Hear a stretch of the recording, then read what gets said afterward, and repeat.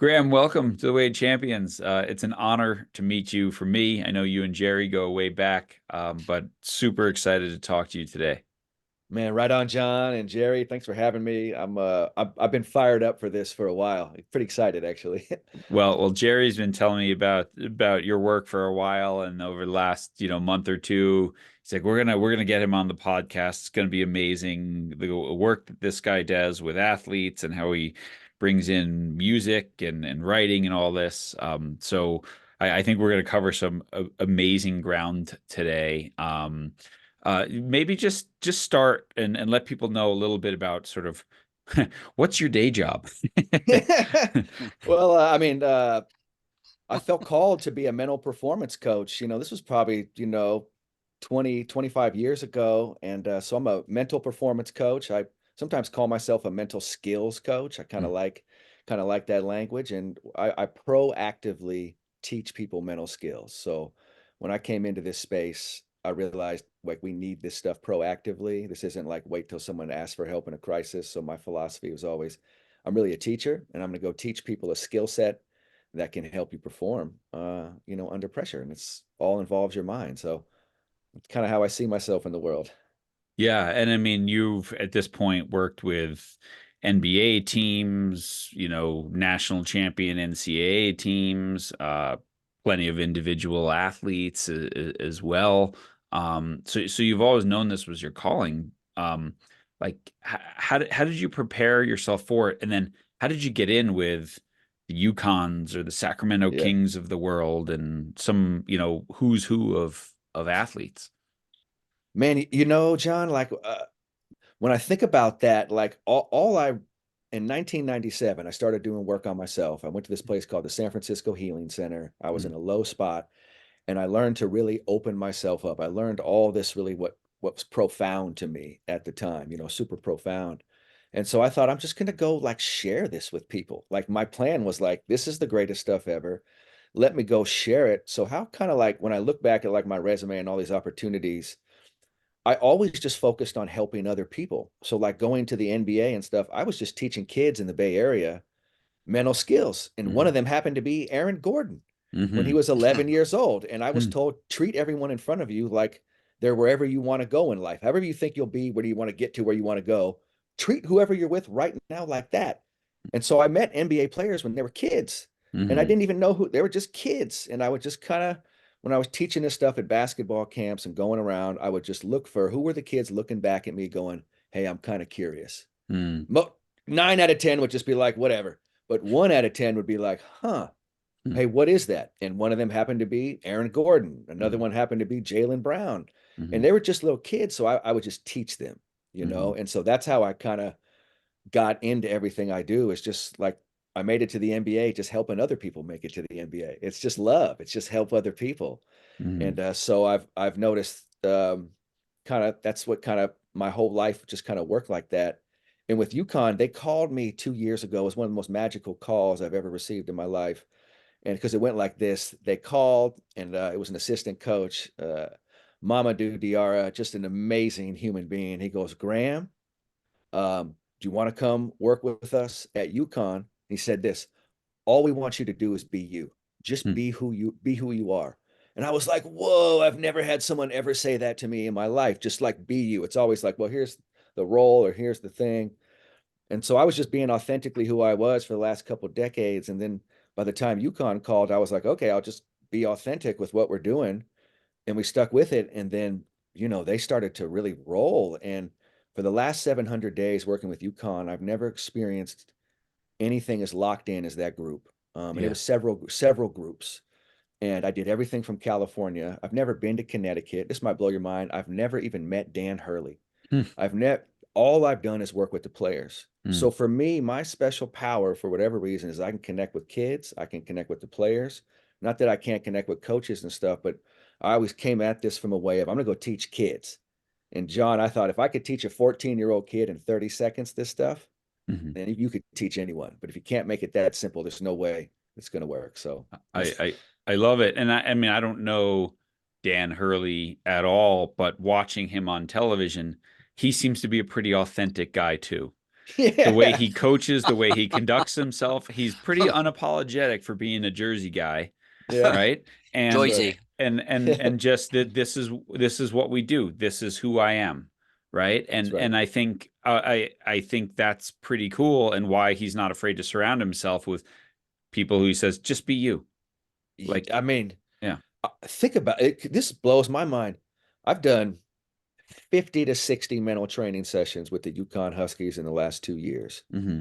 Never spoken with the head coach.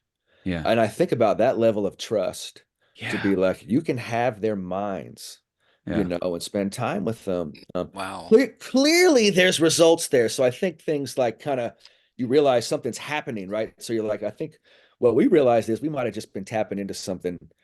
Like it wasn't like I wasn't trying to meet Dan Hurley. We wanted to go out there and go to UConn and meet everyone and just scheduling. It never kind of worked. And then after a while, we were like, why? Like we found something here. Like we Hmm. found a sweet spot. And the way I work with players is I make it for them, Hmm. So we get on a Zoom. I'm like, you don't have to have your camera on. You don't have to say anything to me.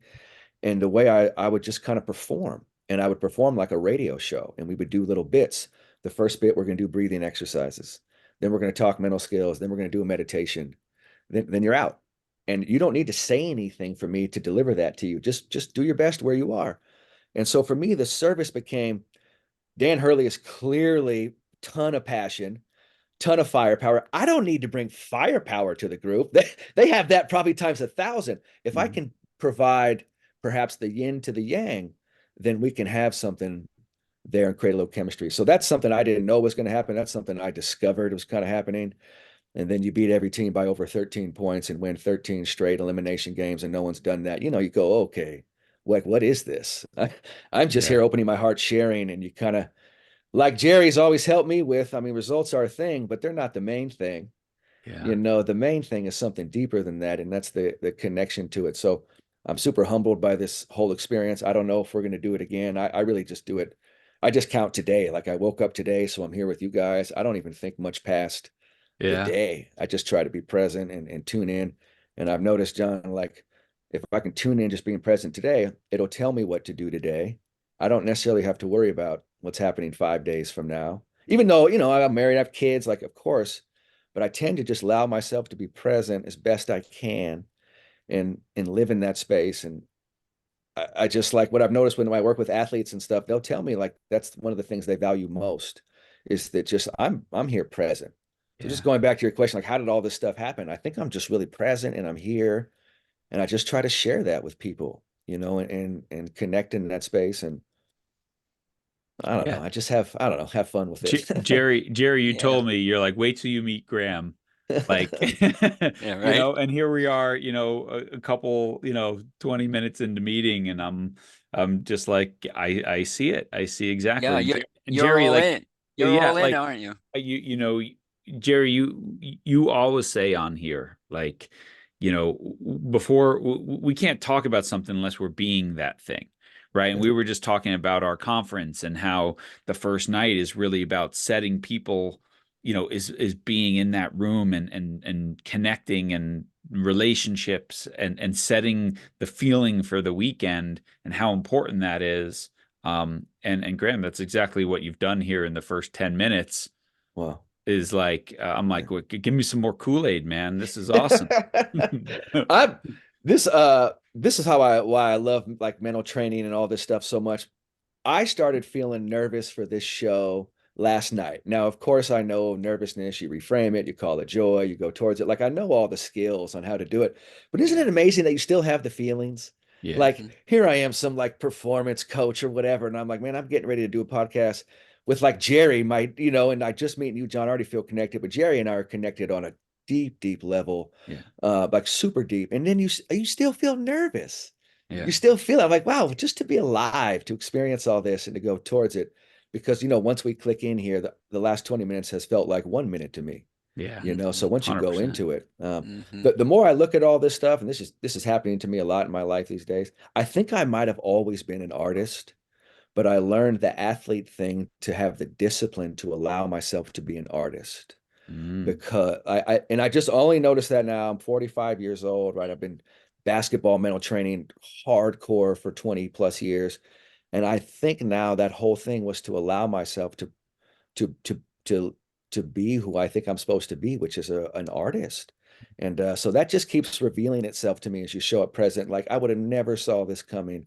I would have never thought, like I could tell you today, like I make music. I've just started producing like R&B songs, like love songs with incredible artists. And I'm like, where did that come from? You know, so this is all a mystery to me. I mean, I look at this like we're playing a game, you know, and I'm in the game. Like, I don't know what the result's going to be down the line. I'm just here performing right now, you know, and we're going to see what happens. And, you know, all these mental skills, all this stuff, it works. Yeah, it Like works. it really, and so I use it for my own life, just like, you know, to really try to experience life and trust my heart.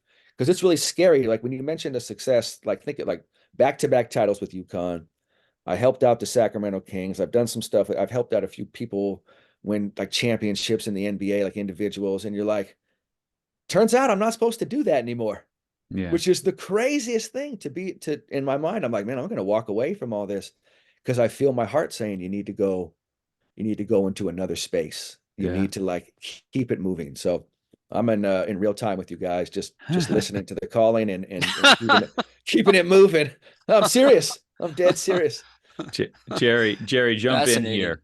Jerry, Jump in. here. Oh my. Jerry sent me because he knows you so well. He sent me the questions for this, and I'm like, Mike, these questions are amazing. Like, holy cow! Like, I didn't know any of this stuff about Graham. But maybe Jerry, like, before you ask your question, how did you guys meet again? You gave me a real quick thing. How do you guys know how long have you guys known each other now? Well, I guess it's going on at least 20 years. Yeah. Oh yeah. You know, you could jump in here. Well, man, as well, I went to UC Santa Cruz, banana slug through and Oh through. gosh, I yeah. played basketball for the team, and you know, Coach Eric Bridgeland was my coach. Eric Bridgeland, When he yeah. was there, he was his first head coaching job. He's a Mhm. legendary Division III basketball coach. It's 25 years later, and he said, Graham, go check out Bob Hansen. This guy's an incredible tennis coach. And then he told me, he said, Graham, you got to meet Jerry Lynch. And Jerry Lynch is someone who works with Bob Hansen. And this was before I even really knew sports psychology existed, like all these things. And so that it was prompted for us to connect. And it came from, I mean, being at UC Santa Cruz. I mean, I think we're kindred spirits, Jerry. We were going to find each other in this world Mhm. one way or another. Mhm. But through sports, I found Yeah. you, Yeah. Yeah. through basketball, through my love of the game and playing in college, and then got to meet Bob Hansen, and that program was just such a powerhouse. And then you realize, Jerry's been helping them out forever, and then Jerry's in Santa Cruz, I'm in Pacifica. You know how it works. We're just like, oh yeah, this is this is Yeah. we're connected here. Yeah. I think, yeah, and we are connected. And yeah, so this is special for me as well. But cutting through all that relationship beginnings and what have you, which is really great for me to hear once again. I keep forgetting about that beginning sometimes, but what I'm picking out of the conversation is, and I think this is what hooked John. I think this is what got you in it, is how amazingly open and authentic and genuine you are. You are you. Getting Yeah. back to the first thing you said when the coach at UConn said, "Just be you." Yeah. And the thing I love about you is there's no agenda. I mean, what you see and what you feel is what you get. This is you. Now, why is that important? Someone might out there listening might say, "Well, yeah, but I'm not I'm not Graham." Yeah, you're not. Exactly. I'm glad you recognize that. But you are you. John is John. Jerry is Jerry. That's right. Dan That's right. Hurley is Dan Hurley. That's right. But if any one of us cease to be who we are and put on it, like I could put on my author hat Yeah. and totally impress people, and I can put on my championship hat. Oh, wow, right? But the more hats I put on, the further I get away from you. Mm-hmm. You don't wear any hats. Man. And what I'm feeling is that vulnerability, that openness. And why do I emphasize this? Because the coaches that are listening, or the leaders who are listening, this is the point. It's being who you are. The Steve Kerrs or the Phil Jacksons or the Tara Vanderveers, they're all genuinely who they are. They don't go in and say, oh, someone says to me, Jerry, I want to be more like Steve Kerr. And I say, no, you want to be more like yourself.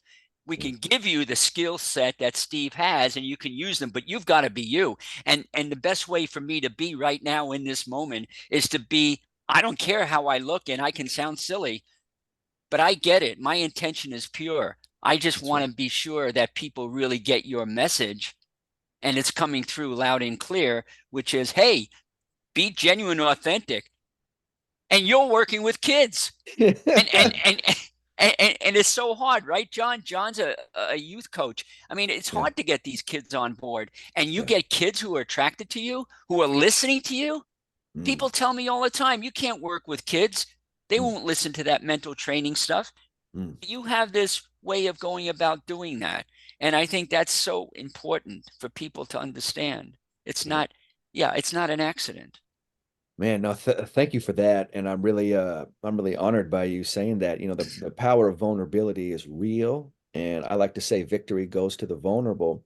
And I think some of my life to help other people, I'm not capable of not living authentic. So sometimes I look bold, like I'm being authentic, and I'm like, wow, this guy's really being gutsy. But I also wanted to throw out there, like, I just don't have the skills to not be authentic. To me, I think that's incredibly, like, it's incredible to not be authentic, because I'm like, whoa, that's not going to work, first of all. And second, like, how do you do that? How do you put the layers on? There's so much work. So for You're me, I'm just lucky. like, I think I have some sort of blind naivete to, like, I'm not capable of it. So I'm only Yeah. capable of being authentic. Yeah. And I only share that because you know the deal. It takes 12 years to be an overnight success. Like this, I can look back and say that UConn won championships and all these things are happening. That wasn't how it was 20 years ago. It was just like I'm an awkward guy just doing something vulnerable.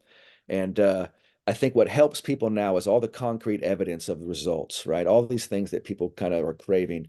They're there, like it's there, and you can't deny it. So it kind of goes back, like, it's okay to be authentic.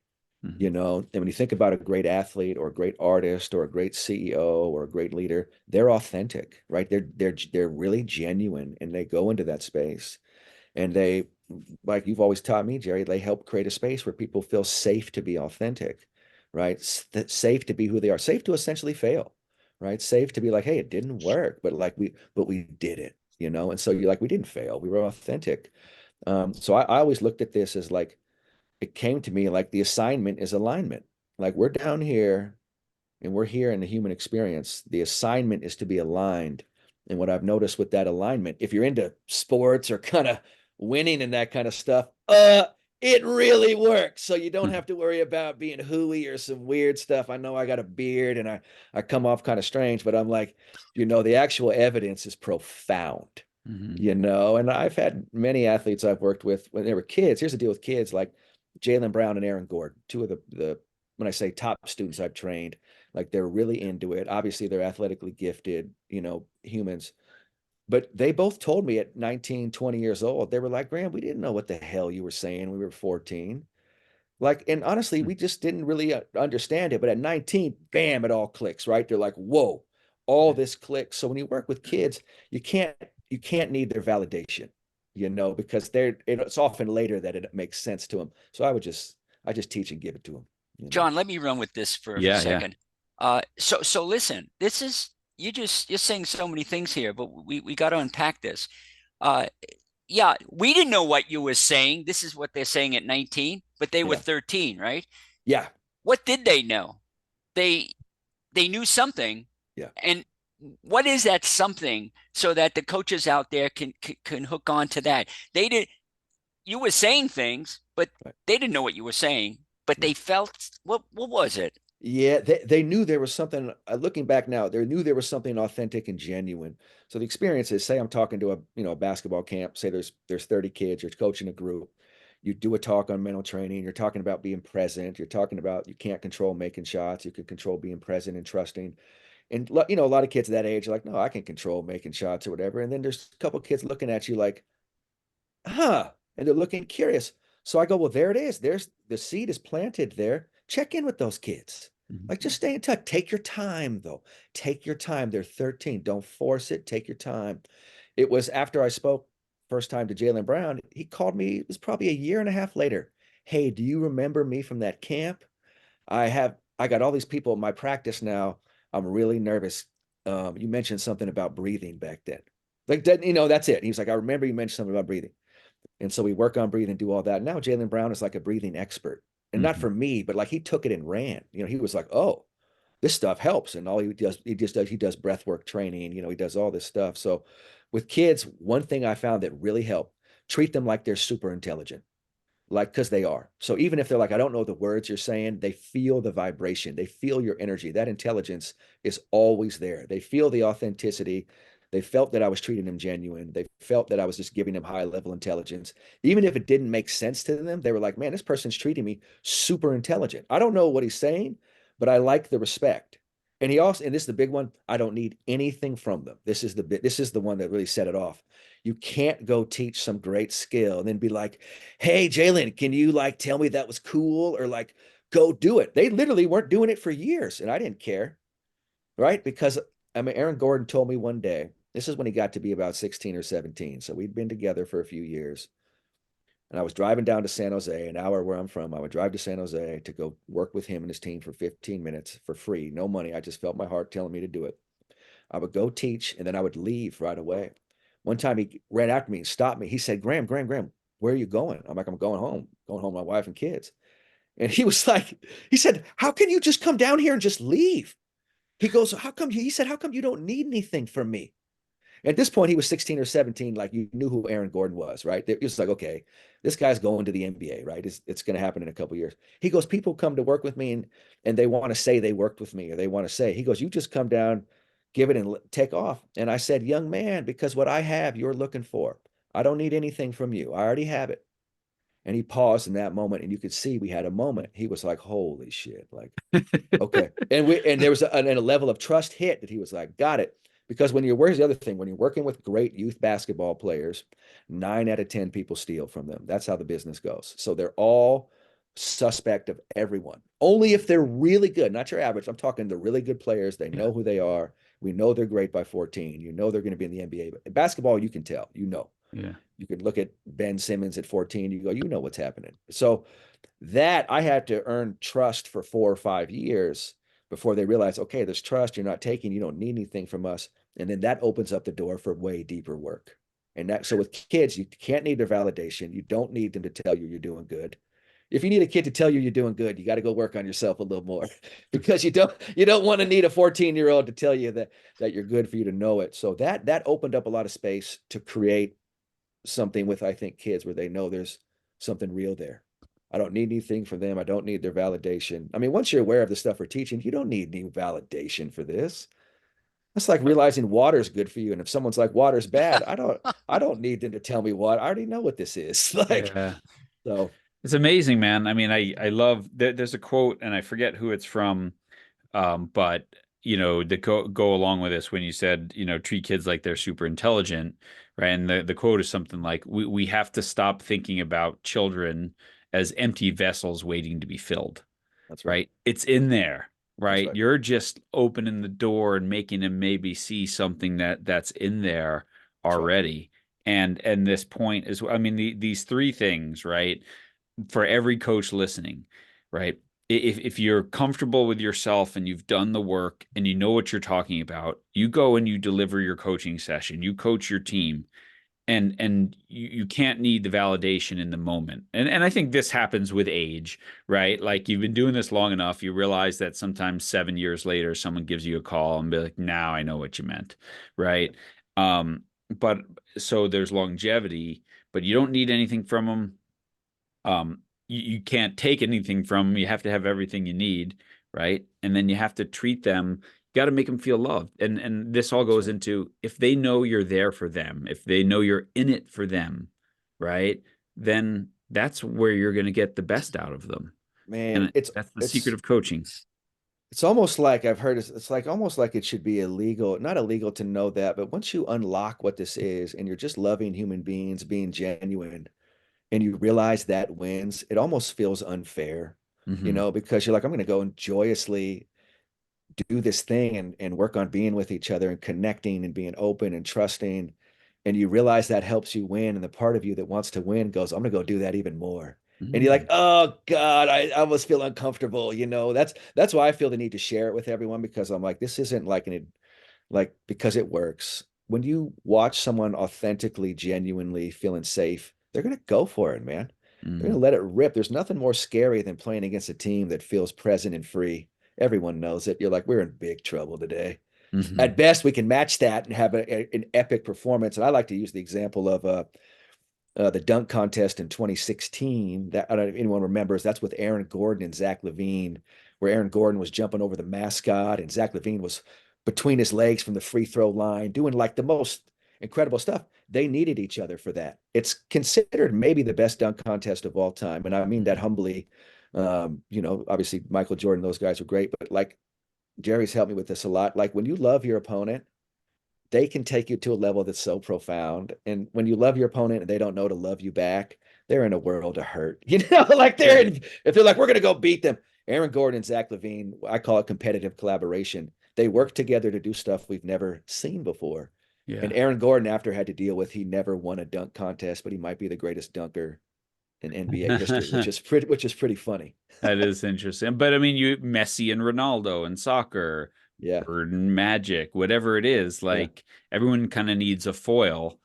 But your point is so well taken. You have to look at your foil with love, and I that's would it. never be who I am if they weren't who they are. So it's not a zero sum gain, right? It's not we're carving No, up this piece of no, the pie. We're just no. growing the pie. The It's pie's it's getting bigger. that's it. Zero sums is an illusion. If you're playing zero sums and you win it, you still lost. And Yeah. I don't think people even realize that. Because zero sums like is a threat. Like if I got a 4.0 GPA and John were in school together, and then someone tells me, John, you have a 4.1 GPA, my self-esteem is crushed. Yeah. So I really don't have any esteem. I don't have any real confidence. It's this weird comparison game. And when you can evolve from that and take it to a different space, man, it's like it's a whole different world, Yeah. and when you're working with your opponent, collaborating with them, elevating yourself from them, there's no stopping that, you Yeah. know, that Yeah. can't be stopped. It was fun. Jerry, can I share a really quick story? Oh, This is please. I Yeah. haven't told you this. Well, my poor kids who get their whole lives shared in front of our entire audience. Oh well. Um, but my son decided this year to play high school golf, right? And he never played a competitive round of golf in his life. And I think after the first month of practice, he had played more golf than he had ever played in his entire life. He's a good athlete and he's gotten better. And so he's playing this match the other day. And somehow in the pairings, he gets paired with all the number one kids from all the other schools, right? And he doesn't belong in that pairing. And he's really struggling, right? And so like right and I had asked him, I'm like, hey, I've never been to a golf match. Can I come walk along for a few holes? He's like, yeah, I asked my coach. He said, you can walk, you can't talk, you can talk to me, just not about golf, right? Yeah. And whatever. And so I met him at the turn. He'd played 9 holes. He's so far behind. He's not feeling good. And I brought him like a peanut butter and jelly sandwich and some water. And I was like, hey man, peanut butter and jelly always makes you play better. Here you go. And so we're walking and he starts like playing better and playing better. And then the last hole, I could only walk like 5 holes with him and I had to go. And he hit like 2 good shots and he's on the front fringe of the green. Meanwhile, all these other kids have played. And I turned to him like, hey, bud, these kids, all they've done their whole entire lives is play golf. I'm like, you're like a month into this, and Mm. you're a heck of a snowboarder and mountain biker and soccer player. And if you make this putt, you're going to beat them on this hole, man. And he's like, yeah, that's a really good thought right there. And so last night Yeah. in the car, we were just chatting. We were driving home from soccer practice. Like, Dad, I really appreciated you coming out because all of a sudden I just relaxed, right? Just Mm-hmm. relaxed in that moment, and I just was enjoying playing golf and not thinking about my score or who I'm playing against or whatever. Oh. And I thought it was super funny, because it Precious. was really hard to sit there as a dad and Yeah. not be like, help him fix his swing. Yeah. But I wasn't allowed to do that. So I had to talk about peanut butter and jelly. It's brilliant, you know. Brilliant. Basic. Yeah. I like to say magic with the math. Everyone gets caught up in the math all the time in life, right? They want it all math. And if you can just bring yourself back to the magic, to the present, you let your mind relax. That's where the math comes from, Hmm. and it's like amazing just to Hmm. see that happen, right? You're like, oh, we're talking about peanut butter and jelly. Yeah. And what's on the line. And that's like, with UConn or when these championships are on the line, we never talk about winning, like Yeah. ever. We talk about total acceptance of the outcome and then full immersion in the presence, right? And Mm. that's the actual gift, the actual thing, the thrill of victory, the agony of defeat. I think we talked about this, Jerry. You'll experience that for a couple of weeks and then it's gone. But Yeah. the idea of you can be present with it right now, this exists right now in this Yeah. moment. This Even current, this even a hot, championship, what I've noticed, even a championship lasts about 3 weeks. right? You're pretty high for about 2 or 3 weeks. And then 4 weekend, you're complaining about this, you're complaining about that, you're worried about this, you're worried about that. So it really does wear off. I Yeah. would feel remiss if we didn't touch upon something here that's really special. And I Okay. believe that you're really unique in this way. And there's so many people out there that want to hear this. So a few weeks ago, I think it was a few weeks ago, you sent me, okay, a recording of music that you created. Yeah. Yeah.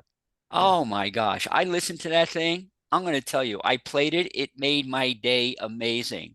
It Wow. had this effect on me. I can't even describe it, but it was a beat. It was Wow. a certain beat. It was a, I was Yeah. just, and I had it in my head. I went for my run. I had it in my head.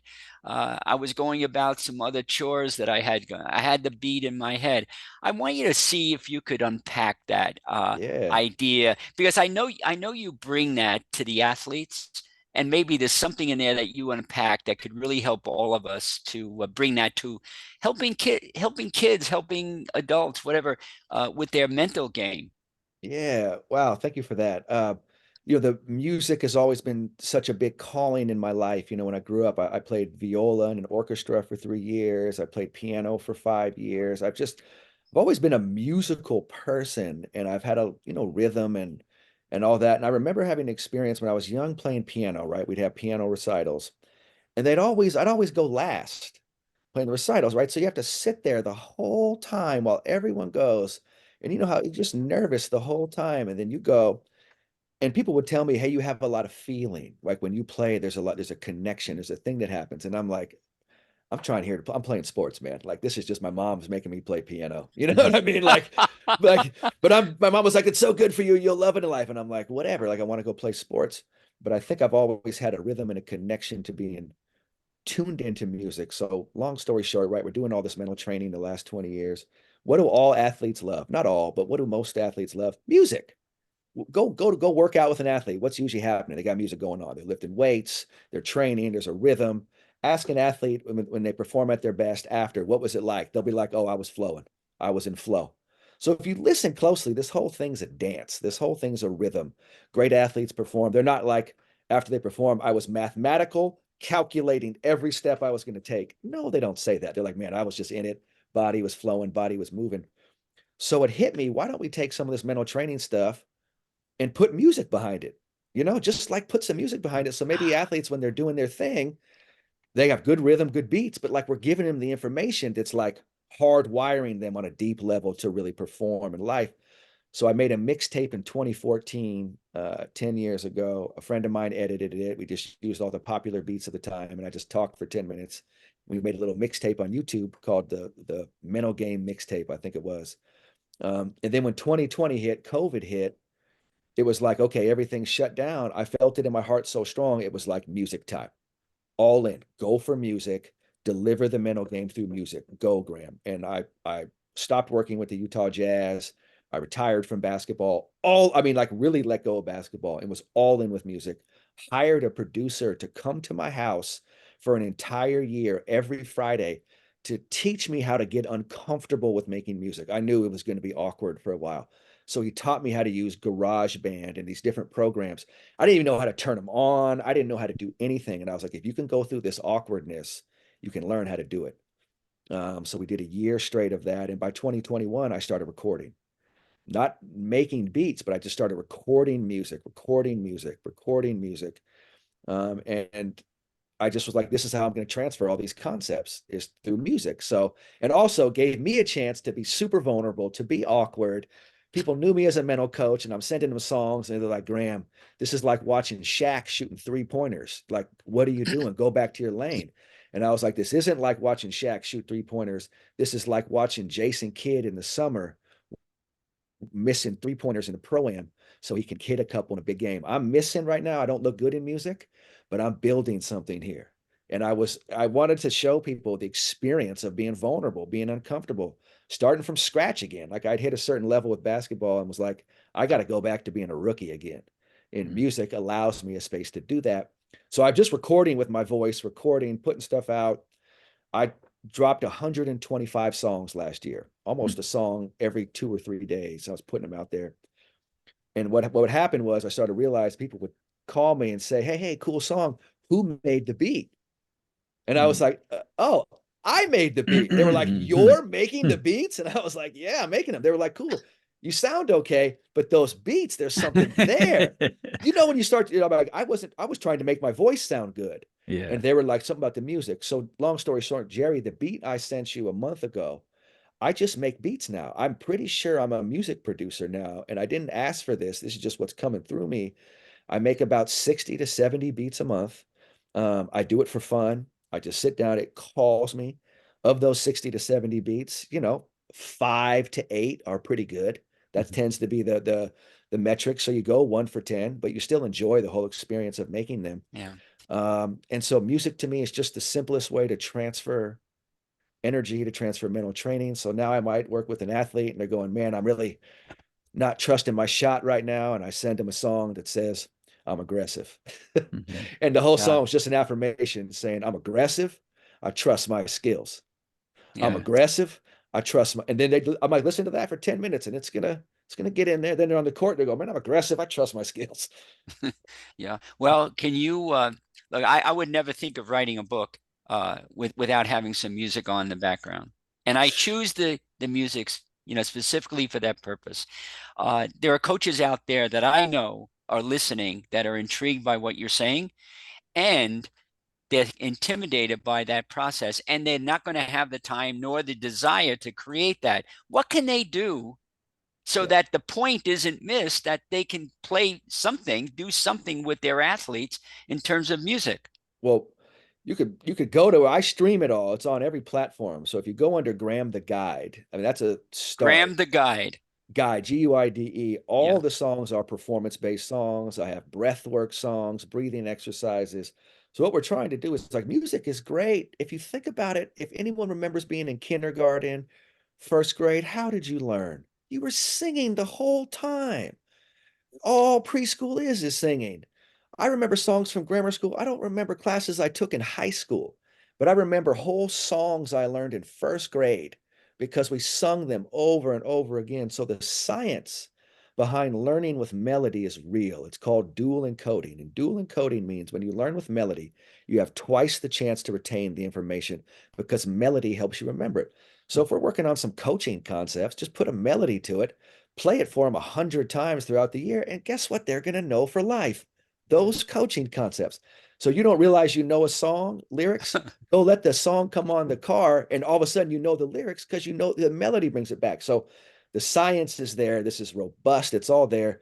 For some reason, around second or third grade, we just started doing memorization without melody. So all we're doing is bringing back a tried and true practice and ask any kid, hey, you want to learn with music? Let me tell you what 100% of them say. Yes, yes. Yeah.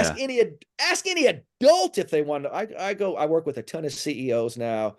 I do a lot of coaching just with CEOs, right? I've taken everything I've done with the MBA. I've started a coaching practice with CEOs. I feel called to CEOs because they can impact the culture of an entire company. And all their employees are 25 years old now, 30 years old now. And those are the employees that love this stuff, right? That age group loves this vibration. They love this stuff. So if you're training with music, guess who loves it? Athletes, this whole Gen Z, like all they love this stuff. And I love it because there's real science behind it. And it's not hooey, it's none of that. And so imagine sending someone a song, right? And I do bookends now. Start your day, finish your day. Like when I'm training and coaching CEOs, we work on, you can't just do this 24 hours a day. You got to think like an athlete. What great athletes learn to do is they turn it off because they know they have to recover and rest their body. The worst pitcher in baseball in the world is a pitcher who pitches every day, right? That you know you're gonna be mediocre. If you know how to rest, you can become great. So the music also gives you bookends. Start your day, lock in with a song. Have a song at the end of your day, like a ritual, a ceremony. Hey, when I play this song at the end of the day, that's it for work. Now I go cook for my family because I know if I wake up tomorrow, I'll have plenty of work to do. It never stops. But I have to book in my days. And so I use music a lot right now to do I that. I appreciate so much what you're saying. And John, you're going to appreciate my comment here. We're now starting our conference. We have this year conference that John and I put on that you're familiar with every year for leaders. And when the people walk in the morning, we have music on. Yes. We Yes. might have Baroque music on, and whatever. Uh, by noontime, when they're getting out to lunch, we might have some rap music on. But we Sure. have music through different parts of the day, and we end the day with music as they leave.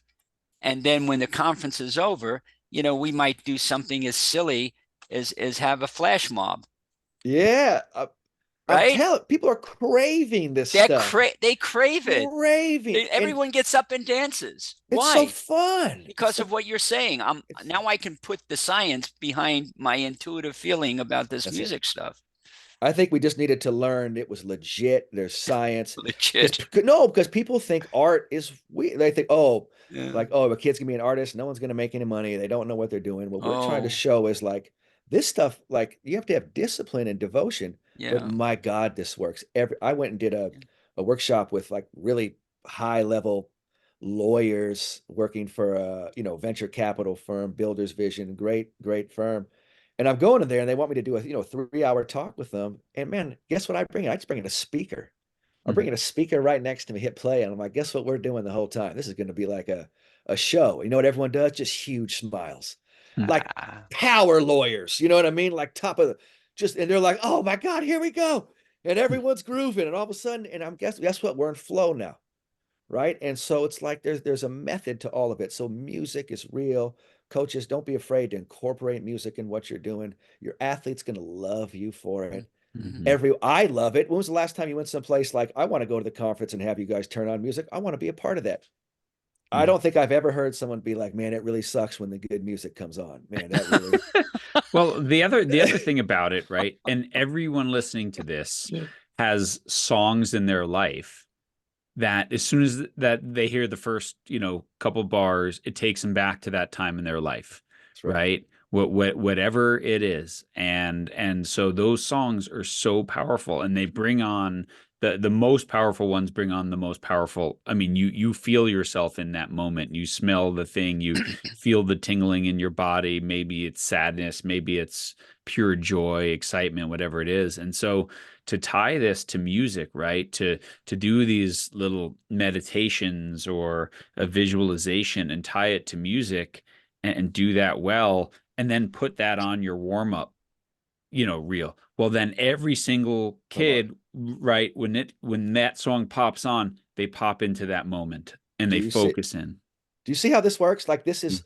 this is real training. Like if we Yeah. train to a certain song, it's just a rhythm. And we're working on jump shots every day. We train for 5 minutes. When it's time to do certain exercise, we play this certain song in the background, Hmm. right? Then like you said, you're warming up before the game, and Hmm. that song's in the warm up. Other team has no idea what's going on. Hmm. They're like, Hmm. oh, they got cool, and you're fucking training. And that Hmm. song comes on, and you're going into like, oh, and this song comes on. We're free to miss. We're Hmm. free to be present, and we're free to trust more than anyone who's ever trusted in the history of the world. And that's what we Hmm. do when this song comes on. Bam. Hmm. And then I'm like, man, you have no chance against that. And those kids are Hmm. going to have fun. And then Hmm. you could throw in little messages in there every once in a while that says, so what, next play. So Hmm. there's no words, and every once in a while it says, so what, next play. So like, Hmm. oh, the referee missed a call. Guess what? So what, next play. And now they have that affirmation in their head. And when the game goes on, our referee is going to miss calls. Of course, man. And you're Hmm. like, but so what? Next play. Boom, you're Yeah. flying forward. And then you watch UConn. Just go watch them. That's all they do.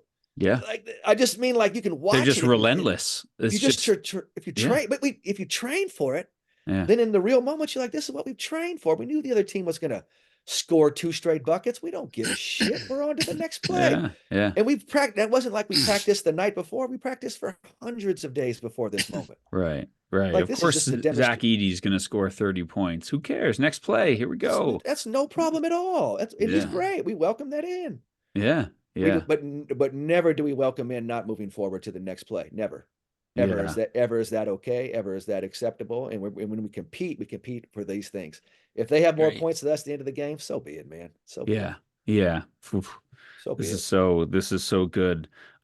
You have a couple of little acronyms in the work that you do, um, from MVP program to WIN to palms down, plain present.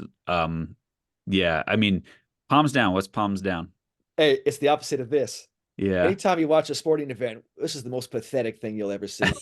Someone does this to the ref, and they do it. They're righteous. Whatever just happened, I'm sure it did occur. A referee missed a call or whatever it is, so they do this. This means mentally you're not present. You're clearly in the past. Yeah. This means you're, I don't want to say reckless, but let's call it mindless, because this doesn't help you win. Never has. Mm-hmm. Palms down means I know what the hell is going on, Mm-hmm. and I'm choosing my response. And the saying is, I don't react, I respond. I respond. I Yeah. take a breath and I move on. You just Mm-hmm. little poems, and you have that Mm-hmm. poem. It's a real move in a real game. So you feel this. We all feel this. We all know what this feels like because and it's real, right? Now I got hit in the arm and there was no call. It's real. Graham, the referee messed up. This hasn't. So what? Watch Mm-hmm. this. Yeah. Now, so palms down is a real move. My brain is always just getting to what's the simplest couple words I can say to someone so they know this is a move. If you're doing this, we're going to kick your ass. If you're doing this, you got a chance. Straight up. And when I teach this, I used to think it was 14-year-olds that need to make sense to. This makes sense to 5-year-olds. I go, Yeah. hey, 5-year-olds, do this. They all do this. I go, watch this. Take a breath. Do this. They go, uh-huh. And then Mm-hmm. I'm like, so 5-year-old understands this ain't it. This is it. Yeah. But, and I try to challenge. I'm like, never be a palms up player. Don't do that. And if you see someone on the other team doing this, in your mind, it should tell you, I have a massive advantage. Massive. Mm-hmm. And if I'm calm and present, choose my response, we might win every game by over 15 points, and people are going to have no idea what's going on, what we're doing here.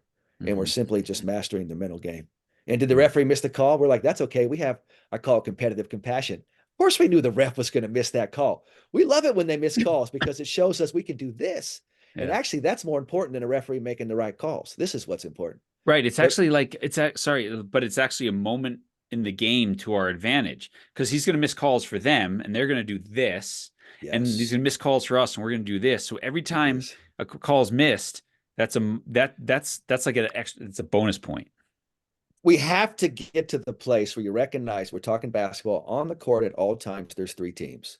There's the team you play for, the other team, there's the referees, 3 teams. And you want to be in harmony with all 3 teams. Most of the time, people think there's 2 teams and a referee is like on the other team, like they're cheating for the other team. That's insanity, and you're not very competitive if you think like that. Or you haven't studied very well on how to win, is what I'm saying. So if you go, hey, these refs are probably going to miss 10 to 12 calls. That's historically how this works.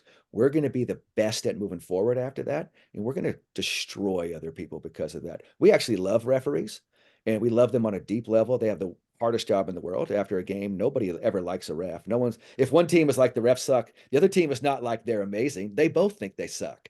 No one likes them. So there's an advantage there with harmony and competitive collaboration and love. You can't stop it, right? If you're just like, I understand refs are missing calls, which the 3rd level, right? We don't react, we respond. The 3rd level is you're actually grateful that the referee missed that call because it brought up that you have feelings that you're trying to hold on to make everything right. And you're so grateful you're aware because you know to do this. So gratitude is the most killer trait ever.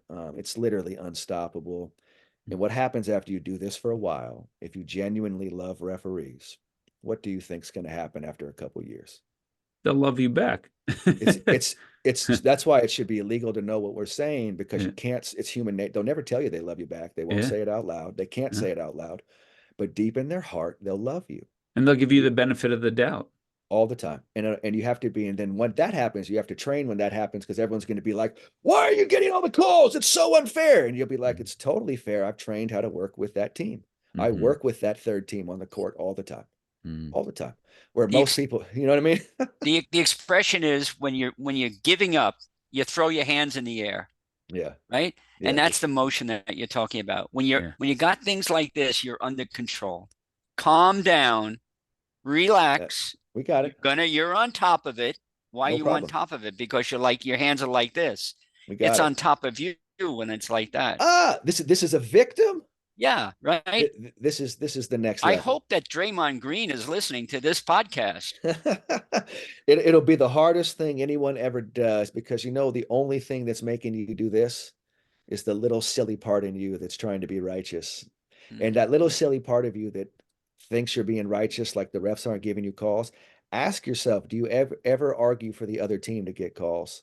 When the referee, no, and the answer is no. So you don't even want it fair. You want everything to go your way like a little child. Yeah. And because if you wanted it fair, just argue for the other team during the Yeah. game. Be like, hey, wait, actually, you didn't That was foul a me. penalty kick. That was a And foul. no one has Yeah. ever done that in the history of life. So Yeah. people don't want it fair. This isn't about being fair. Yeah. This is, I want to be 4 years old and I want things to go my way, because I have a story in my head that says if I lose, I'm like a bad person or something like that. So, I did watch a pro tennis match the other day though, where the guy hit it and it was in, and they called it out, and the player said to his opponent, "You should challenge that call. That was in," and he wow, did it. that's amazing. And they That's did it, and he amazing. got the point. And everyone's, the fans are clapping, and both players are smiling. But he was like, "That was in. You should challenge it." Yeah. Man, Yeah. if we see And that in the NBA someday, we'll have gotten to a level of consciousness and awareness that's so profound. That was a yeah. flop. That was definitely a flop, man. What about MVP? We all have a Yeah. thought about MVP, most valuable person, most valuable player. That's not what you do with MVP. What do you do with MVP? Man, well, first of all, Thinking Body, Dancing Mind is one of my favorite books of all time and influenced me on such a deep level. And I've told you this, Jerry, when I met you, I told you how influential you were for me. You helped me feel comfortable being authentic. And I was like, at the end of each of your chapters, you write these little meditations, right? These little affirmations, right? You'd have this little beautiful little thing where like you read the chapter and then you broke it down into like these little meditations and affirmations. And I thought to myself, man, that's cool. And you said, Graham, take this, take it where it needs to go. Like take what I've done and go with it. And so you gave me permission to let my creation come into play. And I was looking at it one day and then it said MVP. This is an MVP. Just and everyone knows the language MVP. It's common language in sports. So I was just picking common language we could use and make something. And the MVP stands for meditation, visualization, positive self-talk, right? Just three little tools you put together that I got from Thinking Body, Dancing Mind. And I was always going back to, I got to get this to a 14-year-old. I can't tell him to read a big book. I got to tell him like, hey man, just do an MVP.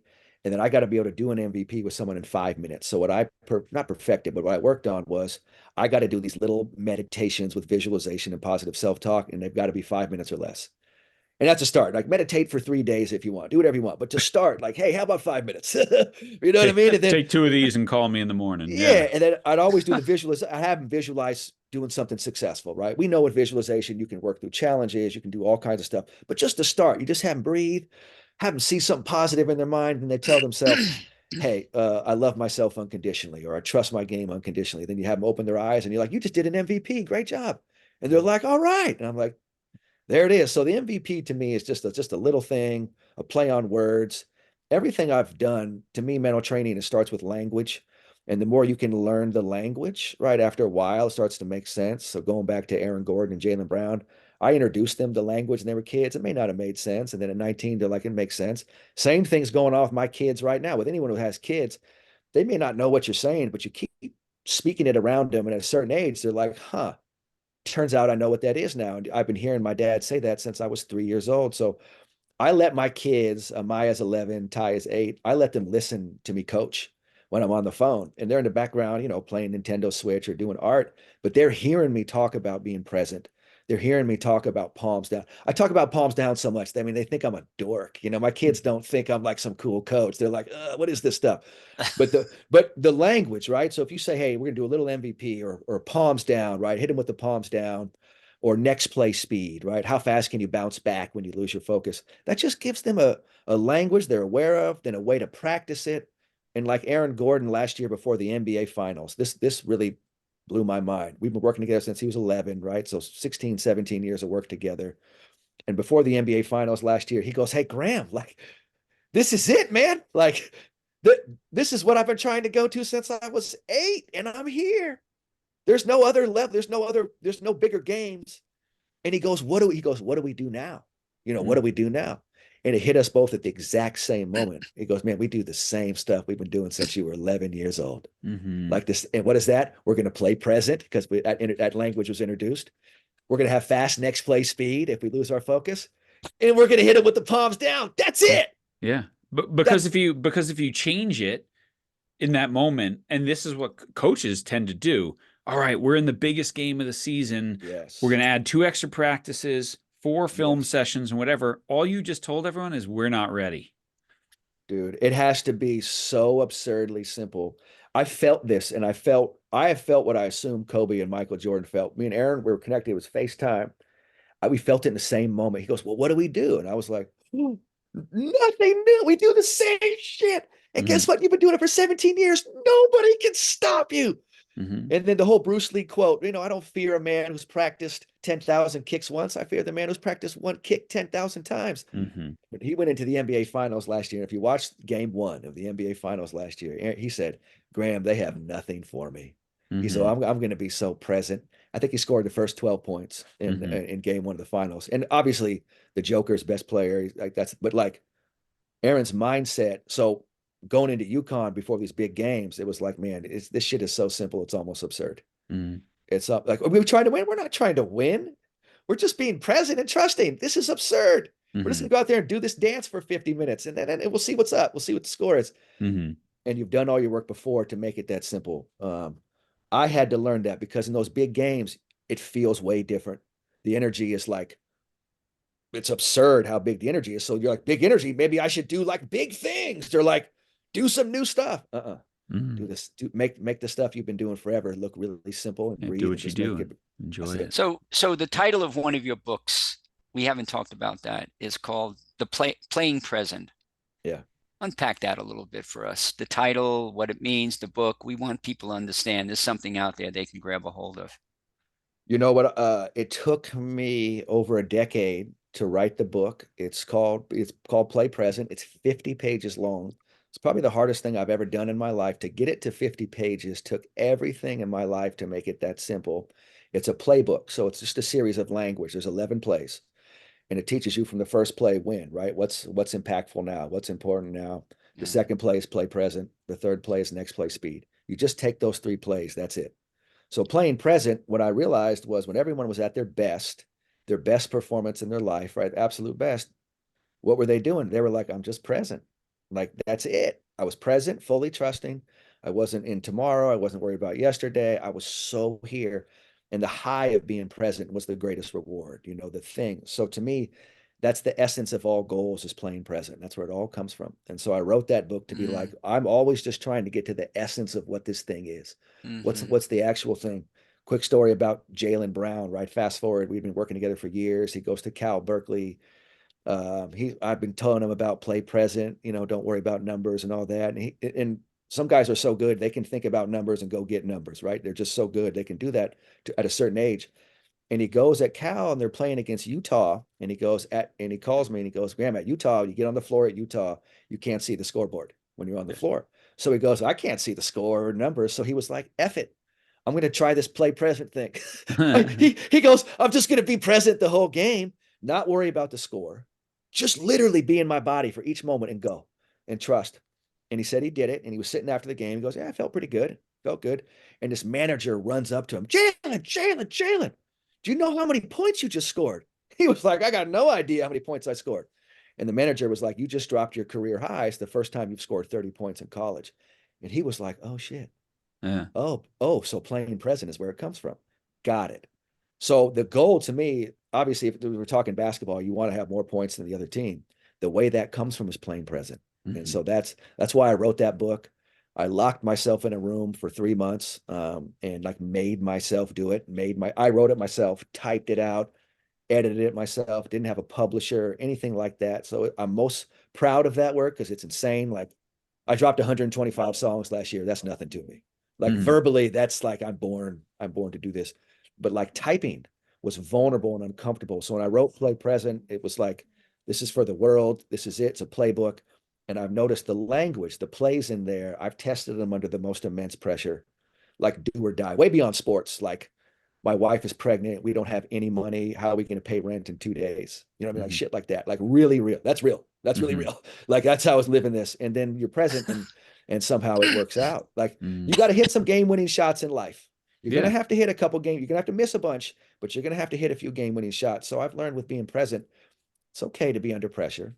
It's Mhm. okay to be here. And so that book was just like it's a playbook for people to check out, Mhm. and like I said, I'm writing another book right now called Capitola. It's a playbook for CEOs. And Mhm. Capitola, Jerry, I thought you'd like that. I love it. The vibe, Right down the California. road. Yeah. That's Mhm. right. That's right, baby. So I like to write in terms of playbooks. I speak real free. I speak authentic. I like to think I speak like Jerry writes. I write like a rigid mathematician. Like it doesn't sound like how I speak. So writing is challenging for me. I try to get it out there. But Play Present, check it out. It's on Amazon.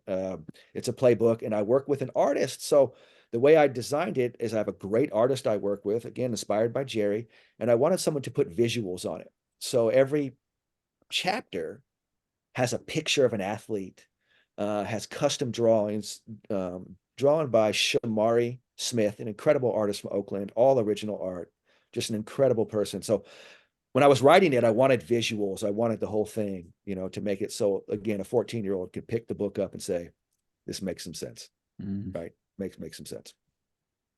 Ooh. We're Yeah. getting close to the end here, John. Mhm. This has been an amazing conversation. I'd like to continue it. I'm sure we will at some point. There's something about you that we all should know, and that is at one point you didn't have value for yourself. Right. I'm intuiting that based on how I know you. The truth of it is that's true of all of us. Mm. There was a point when I know in my life I got value. I felt valuable. And that was when I first started teaching at high school and coaching basketball. I really felt like, you know what? I've got something to offer the world. Mm. And I was like 22, 23 years old.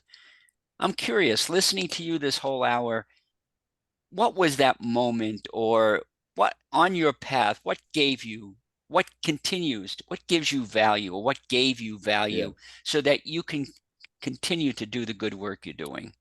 Man, just first of all, this work works. When I was 19 years old, I went to the San Francisco Healing Center because I was in a low of lows. This stuff brings you back. Like it's like for me, what brings value is sharing that with people and being able to give that to people and have an offering. And I didn't know sports psychology existed until 2002. Dear friend of mine named Donald Foyle, my wife and I got married at his house, played for the Warriors, just a brilliant human being. Yeah. I was working at a gym, selling gym memberships in downtown Oakland, my first job at a UC Santa Cruz in 2002. And O'Donnell said to me, I'll never forget this moment. He said, Graham, have you ever heard of sports psychology? And I looked at it a moment, this light bulb went off in me, and I was like, no, I've never even heard those words in my life. But I knew in that moment it was an avenue for me to have an offering to share this immense stuff that I had learned, this spiritual stuff, this super deep, profound stuff from the SF Healing Center. Sports psychology gave me an avenue to have something to offer to athletes who I love. I love sports, and it gave me a space to give and to give all the light that I have and all the firepower that I have. I wanted to do something that wasn't just making it better for me. I wanted to give to other people. And so that provided that for me. And I feel so much value having to offer that. And I feel so good being able to share that with That's people. just blows my mind apart right there. That's amazing because it really is true. Unless you experiment with this, so many of us out there are looking to get, what can I get? I need to get more money. I need to get another job. I need to get a break. I need to get an opening. I need to get. And what you're really saying is, God, we need to give. That's it. I And mean, when I focus on giving and that's right. service, I mean, I tell people my whole why I continue to work at my age is to make a difference in the world. And it's all about giving. And when you give, you feel valued That's and it. you feel a sense of value, which will allow you to do the great coaching you're doing or the great fathering, parenting that you're doing, or being a great friend that you are. And so all of these things come together after this whole hour, and it all comes back to that one basic point, doesn't it? It really does. And I don't know how it worked, but in my mind, I would play out if you do the like, I'm gonna go get it myself, or I'm gonna go do that. If you play that out and actually see that in your mind and you win that, it's a Yeah, loss. It's a yeah. loss. So That's you that's actually have, great. I don't think people actually see themselves even winning that, because I'm like, a winning at getting it yourself is lonely at the end. And it's like an isolated world where you've lost connection to a lot. And so for me, it was like the only chance I have is to go give it. And I put all of my competitive nature and drive that maybe wanted to get it myself, and I put it into giving, because I was like, the back end of giving, there's no way that's bad. There's Yeah, no way I'm going to die from that. There's no way that that'll be decrepit at the end. And so it becomes invincible, yeah, and yeah, But I so think being focused on giving also keeps you very present yeah, because I'm giving instead of not being present, waiting to get. yeah, yeah, Right? Waiting to get my moment. And I think so many, especially athletes, right? That their moment comes and they're not ready because they've been playing palms up. They've been complaining about their playing time. They've been, oh, the coach hates me, the society hates me. And then their moment comes and if I just had 2 weeks to get ready, well, your moment's gone and it's never coming back. there And it is. but when you're in this giving mode, your eyes are open to it. Your eyes are open to the moments to, you know, take that next leap, jump into the You next know, thing. Yeah. it's like it gives you it'll keep you safe energetically. If you're in a Mm, place of service and giving, you're always safe. You can be as competitive as you want in that space, and you're always safe. The other space, if you're competitive, you lose at the end if you're good at what you do. So yeah, at this gives you a place to be competitive. And I always thought, where can I, like, again, where can I bring this firepower? I'm like, if you just give it and serve, yeah, that seems to yeah. be like, that'll be a good a good Boy, thing. And I, you have given so much today. yeah. thank you. I'm in awe. I have a whole sheet of things written down here, and Wow. you constantly look at me sometimes as your teacher, but I look at you as giving to me and teaching me what I need to know so I can be a better teacher. And I'm totally thrilled that you came on here today. And Me too. you said something interesting in the beginning. You said, you thought about it 2 days ago and then yesterday that you were nervous or you're a little Yeah. anxious about coming on. You don't feel that way though when you're on. I've You know, I've learned that too, what and happened? uh I've just learned you have to just live in that experience. Just like when I was a Yeah, kid, and I would be yeah, last playing piano in the recital. I had to wait for yeah, 29 kids to go. I knew yeah, the actual thing that would be okay. Like me playing, yeah. everything was fine. Mm-hmm, Performing wise, you have to live with what happens before. I mean, mm-hmm, that's what performance is. Like mm-hmm. me, you, John, Jerry, the last hour and 15, that's literally felt like 15 seconds to me. Mhm. Yeah, It was yeah, beyond a pleasure. yeah, It feels like I'm riding a yeah, wave with you, yeah. sitting there wondering if I, having to be on time, all these things. I'm like, that you just sit with that.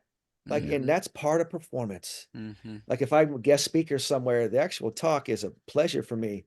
The 48 hours before, it's way different. And so you just embrace it. You go, that's the Yeah. experience. That's I've the done Yeah, mental experience. training my whole life, and I still experience this before talking to you. So I'm like, we're all here in the human yeah. experience. I Welcome to being human. That's yeah, right. So Mhm. it's all the feels are here, and I welcome all the feels. Let's be a part of it. Because the other side of it is too, when I feel that nervousness, I know what happens on the other side of that. I don't feel nervous at all right now. I feel mm-hmm, so centered, so present. I'm gonna ride mm-hmm, this for the rest of the day. Yeah. mm-hmm, I mean, So me mm-hmm. too. I was just thinking, of almost 400 podcasts we've done now, like wow. listening to you, talking to you, listening to you guys speak. Like I've experienced this like range of emotions and connection very unique to those 400 episodes here. So I mean, I can see anyone I can't imagine anyone listening to this going, or and especially, if they watch it on YouTube going, man, I get it. Like I get it. And then the other thought that keeps popping in my head is like you going to cook dinner tonight and spilling something and cursing your kids going, palms down, Dad, palms down. You got to live this stuff every day. I mean, I feel this, I feel this stuff, and you're like, okay, Yeah. let me see if I can do it right now. So it's a real skill. We all have to practice it. We're all in it, and that's one thing I share with everyone. I'm doing this too. It's not like I felt nervous for this talk, so I'm just like anyone else out there. We all feel this stuff, but there's a skill set we can do, and there's a back end to feeling nervous that actually. Mm-hmm. I had first athlete I worked with this guy named Damian Wilkins. He's Dominique Wilkins' nephew, pro in the NBA for like 10 or 12 years. And I asked him one day, I said, hey, what's pressure like for you? And he turned and he laughed. He said, Graham, what you call pressure, I call joy. And I was like, what the hell does that mean? I said, okay, what does joy feel like to you then? He goes, it feels like I'm going to pee in my pants. Feels like my heart is pounding too fast. My mind is racing. I'm questioning everything I'm doing. And I was like, that's joy? He goes, yeah, because when I feel that, guess what I'm about to go do? I'm about to go hoop, and I'm really good at playing basketball. So if I can just embrace this uncomfortable feeling within 5 or 10 minutes, I'm gonna be Yeah. smooth out there. And I was like, wow, he feels it. It's okay that we all feel it, Yeah. So Graham, just to sum up here, how can people connect with your work, yeah, websites, your music as well? I know you said Graham the Guide, and we'll put all these links in the show notes as well. yeah, But just we'll finish with this book on Amazon. What's the best place to connect perfect. with your work?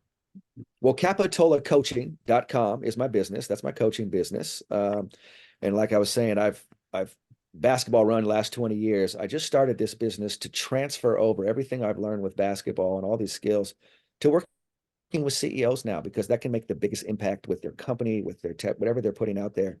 So I find myself called to CEOs, and CEO to me stands for Conscious Energy Officer. And what I'm here to do is help them train their energy. That's what I'm Yeah. here to do. So Cap Capitola Coaching. And if you don't know Capitola, cool little town in Santa Cruz, Hmm. beautiful little spot. So you can find me there. Music wise, Graham the Guide, Guide. It's on all streaming platforms: YouTube, Spotify, Apple, wherever you get your music, it's there. Go through it, check it out. It's my music is a real, like, I don't take anything down. So like you can see some of my early work, and Warts and all, yeah. you can see everything I tried to do, from singing and rapping. It's all out there. Victory to the vulnerable. So you can see where this goes. So the music is there, and anyone hit me up. I'm ready to connect. Mhm. Just grateful for this, but that's where you can find me. Yeah. Graham, this was awesome. Thank you so much for being on the Way of Champions. What a treat. Come on, man. This is a dream come true, and I'm just honored to be here with y'all, and I'll do it anytime, anytime. knew you'd like it. Jerry, my goodness, I meant what I said to Graham at the end of this. Like I felt like all the like talking to him, I felt emotions well up, tears, sadness, joy, Mm-hmm. so much like Yeah. just I mean the first thing he said, like just be you, right? Yeah. Just be you. Yeah. And you can Yeah. see why UConn would call him, say, just be you. And you can see why as soon as you know who you is, Dan Hurley would be like, he's got it. Like, I got so many other things on my plate, and I have complete faith and trust in that guy. Mm-hmm. Yeah. Yeah. That's what I love about him most. He immediately what happens in his presence is the walls are torn down. Yeah. The facades are relinquished. Uh, the hats are taken off. I mean, he's he's a human being who has a tremendous amount of experience, and when he shares it, it's not dissemination of information, which we can get on the internet. You can read our books. We have information all over the place. But that feeling, what you take away from this is the feeling of openness and connection and caring. And, I'll run through a wall for that guy. I'll do whatever it takes. Yeah. Whatever he asks me, if he's my coach, I'm all in. And that's the beauty of great coaching. And I think at his age, at 45, he's onto something that so many of us struggle a lifetime. And I think I'm only halfway there to achieve. Mm-hmm. And so many great, I mean, like you, I just have this page full of notes, right? And you know, I love that part about, right, when we're coaching kids, we can't need their validation to do our work, right? Oh, it's And you beautiful. can't need Yeah. anything from them, right? You just Hmm. have to be this giver, and you have to Hmm. treat them like, if you want to connect with them, you have to treat them like they're super intelligent, and that they're these full Yeah. vessels and And whatever, give them full respect. and full of You know, respect. not like they're kids and I'm the adult here and I'm going to talk down to them or I'm going to talk to them. Talk with them. Yeah. Talk with Just them. have a conversation. Talk with them, you know. And I Yeah. love the idea of loving your opponent. Hmm. You know, loving your opponent. And you and I both resonate with that one. I mean, what's there not to love? They're coming Hmm. to give their all. They're going to spend their physical energy and put it out on the court. Why? So Hmm. that we can discover how good we can be. Otherwise, you know, if I play basketball against a 4-year-old, I'm going to dominate. I want someone that's going to give me a challenge to find out how good I can be. And Hmm. that's true in all of life, you know. I love when you raise your game. When you Hmm. raise your game, that inspires and motivates me to raise my game. Hmm. Okay, John's showing me that there's a higher level. Hmm. Maybe I can dig down deep and find out that higher level. Well, Hmm. guess what? That's why we love our opponent. And he's got that. And Yeah. he demonstrates it and he lives it. Yeah. Yeah. And I think I'm going to be resonating with palms up and palms down for a long time here, Yeah, yeah. as well. So, whew, love No it. kidding. Yeah. Man, what a talk. So again, you guys, capitolacoaching.com is his website. Graham the guide on all the music platforms to get his music. The main book, his first book, is Playing Present, and he said you can find that on Amazon. And whew, so much more. So just a reminder, everyone, you know, thank you to our Patreon podcast champions. Thanks to Sprocket Sports. Thanks to our friends at Championship Productions helping us put together this conference this summer.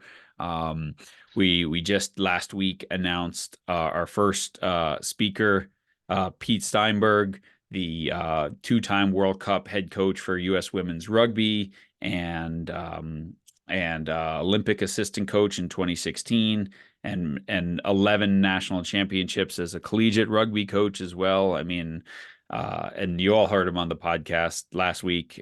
He was amazing. So he's one of our guest speakers at this year's Way of Champions Conference, August 9th, 10th, and 11th in Denver, Colorado. So whether it's a live stream, whether you're going to come join us in person, which we hope you do, please, please, please sign up now, because it's going to be an amazing weekend for sure. And you can just go to changingthegameproject.com and it's on the main menu there. All right. But Jerry, And remember one thing, John. yeah, yeah. Remember Well, one thing. Your which we, influence yeah, today is not neutral. So no. take that into your life and see And where you can And the inspire influence of others. Graham today was not Oh, neutral in my life. And I hope yeah. ever all of you listening, it was not neutral there. So go out and make a difference. We'll see you again next week, everybody.